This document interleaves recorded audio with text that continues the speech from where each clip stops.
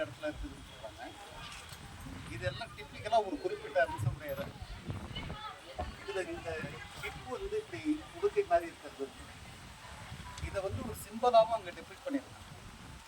5 எழுத்துக்கள் கொண்ட ஒரு குறியீட்டு வரிசை. அதில் 2வது இதுவும் 4வது இதுவும் ஒன்று வந்து இப்படி இப்படி டில்ட் ஆகிருக்கு, இன்னொன்று இப்படி டில்ட் ஆகிருக்கு. ஆனால் இதில் வந்து தான் காட்டுது.